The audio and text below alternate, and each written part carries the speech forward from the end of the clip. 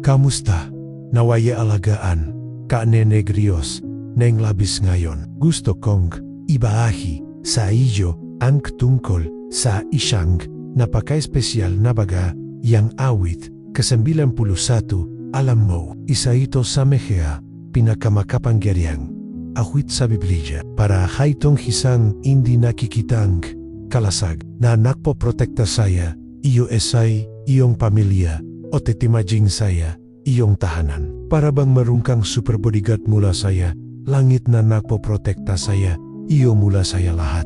Nengge masama kapag sinasamahan mo ang panalangin na ito. Inulit ang salita o kahit na inisip ito. Nagsisimula kang maramdaman kang protection energy di Diyos na nakapalibot sa iyo parang isang mainit o talaitas na yakap. At hindi lang ayan, ang awit 91 ay tumutulong din na putulingan ganumang pagkakagapos o problema na sinusubukan gadlangan ka. Maging sa iyong buhay kalusugan, tahanan o pamilya, kaya ianda ang iyong puso at isipan upang tanggapin ang bawat salita energy, panalangin na ito. Dahil para itong pagbubukas energy pintuan para sa Diyos na pumasok at ilagay ang kanyang protection sa iyo sa parang mararamdaman mo sa puso ang gayon. Hayaan mo akong sabihin sa iyo ang isang napakamasayang o mahalagang bahagi hindi kaknegi sa panalangin na ito. Kapag ikaw ay nakikilaok, nagiwan enerhe iyong mehiya kailingan sa panalangin at inilalakay ang panggalan enerhe iyong pamilya sa emga komento. Para itong lahat tayo ay magkakapit kami, bumubuo enerhe isang malaking kadina. NG at isapin mo ang milyang tao sa buong mundo sama-sama. Humihiling sa Diyos, nalagaan ang buhay. NG ay kahanga-hanga, hindi ba? O may dakdak-pia tuwing pinipindit mo ang like para itong sinasabi mo sa YouTube ahoy. Mahalaga ito, ibahi sa mas marami. Essay ganat makakatanggap din ang gibang tao NK protection at kuhanga-hanggang biyaya nenga with ke-91 at kung hindi ka pa nakasubscribe sa channel, pindutin mo lang hang subscribe para makatanggap NG mas maraming makapangyariang panalangin diretso sa iyong cellphone. Ang pakikilahok ay hindi lang basta po-click o pagsusulat. Ito ay pakiramdam na ikaw ay bahi NG, isang malaking pamilya NG, panalangin na lumalaki sa bawat komento o bawat tahong nagpapasyang sumama sa atin. Para itong lahat tayo ay makakasama. Pinoprotektaan NG Diyos, nagpapadala NG, mabuting enerhiya at umiling NG, meheabijaya para sa bawat buhay dumaching na ang pinaka-espesyal na oras. Manalangin kasama ang awit ke-91. Isipin na ikaw ay pumapasok sa isang latest na lugar na pinoprotektahang energy Diyos kung saan walang masama ang makakaabot sa iyo. Ito mismo ang hinagawa NG panalangin na ito. Nagailing ito sa Diyos na iligayang isang kalasag sa iyong pamilya o saya iyong tahanan. Pinoprotektahan labon saya anumang panganib, sakit, kasamaan o problema na nais lumita habang tayo ay nananalangin.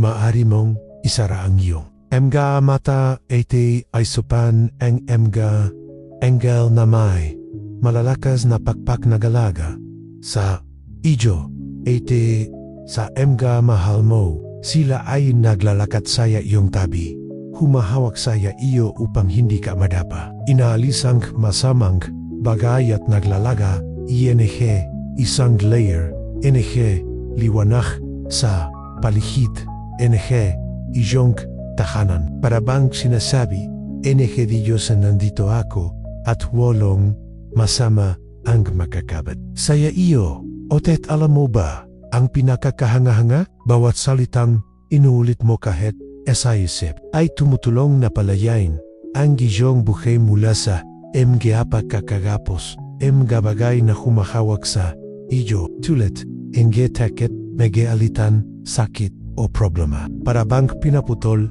mo ang mga hindi nakikitang kadena na pumipihil sa iyo na umusad o dumarating mga Diyos upang bigyan KNG kalehan, seguridad at mga biyayahang panalangin na ito ay nagtatakip din NG iyong buhay, NG arororo na protection sa oras, NG pagilog sa pagilog, NG bahay sa paralan, sa trabaho o kahit sa dahan. Sa bawat sandali NG iyong haraw, mahari mong maramdaman na ang Diyos ay nagbabantay sa iyo tulad NG isang hindi nakikitang superhero na hindi kailangang natusyolog. Gayon, pasok tayo sa Maywagang, bagyang ulitin ang gawit, 91 kasama ang panalangin. Alam mo kang bakit? Dahil bawat salita ay may special na kapangyarihan kapag sinasabi o iniisip mo, ito tinatawag mo ang Diyos na maging malapit sa iyo. Nag-aalaga sa bawat detalye, NG iyong buhay. Tulad NG siyang ama o ina na hindi kailanman iniwan ang kanilang anak na nag-isa habang inuulit natin ang awit. Mahari mong isapan na ikaw ay nasa ilalim NG mga pakpak. NG Diyos ligtas at protect. Walang takot ang hindi sa dilim, hindi sa makapanganib sa dahan o ese ang Dilos. Ang hiyong kalasag at siya ay nagpapadala NG mga anghel upang kabalangka at hingatan sala NG iyong mga landas para bang mayroon kang isang grupo NG mga anghel na nagpoprotekta sa iyo laging handang tumulong sa iyo na maglakad ng rem. Matatak nang hindi nadadapa o nasasaktan. O may dakdak pa kapag tinawag natin ang Diyos sa pamamagitan NG awit. Hinihiling natin saya kanya na alagaan, hindi lamang tayo, kundi pati na rin ang pamilya, taanan at mga kaibigan. Isa itong napakalaking jakap, NG, proteksyon at pag-aibig na sumasaklo. Salat NG nasa loob, NG bilag, NG panalangin, bawat pagulit ay nagpapalakas na ang Diyos, ang may kontrol sa lahat at na tutulungan tayo NG, kanyang tulong upang malampasan ang anumang hirap. Hilaitas tayo mula sa meha patibong at ipakita ang mga laitas at puno NG bijayang mga dahan, mahari mong yulatan NG salita sa aishay o malakas. Isipin ang protection energy Diyos sa iyong palihit at maramdaman ang lakas NG panalangin na pumapasok. SAI ang pus para itong pagan NG isang switch na nagapoy NG, liwanag NG, banal na proteksyon sa iyong buhay at sa buhay NG, mga mahal mo dumating tayo saya huling bahagi. Ngunit napakamahalaga. Matapos manalangin nengrem awit 91, nagsisimula ka ng maramdaman ang makayabiyaya NG Diyos sa iyong buhay. Para bang may minute na liwanag na sumasaklo sa iyo, sa iyong pamilya at sa iyong tahanan. Pinaprotektahan ang lahat mula sa anumang masama. No ganit hindi dito nagtatapos ang Maika. Ang sikreto ay pakinggan o ulitin ang panalangin na ito arororo sa loop NG 7 araw. Ang 7 ay isang napaka-espesyal na numero dahil sa Biblia ito ay kumakatawan. Saya kasagdalan o titibiyaya. Esay bok pagkakatahon na ginagawa mo hang proteksyon NG Diyos ote mararamdaman mo hang ihit pang kapayapahan, kagalakan at seguridad sa iyong pusoan at alam mo kung ano pa hang mas kahanggang. Maaari mong ibahi ang panalangin na ito sa mga kabigon at pamilya upang sila rin ay makatanggap ang proteksyon na ito para itong pagpapalaganap NG isang malaking alon enge, pag-ibig, liwanag, at seguridad na tumatama sa merimingo henang sabay-sabay.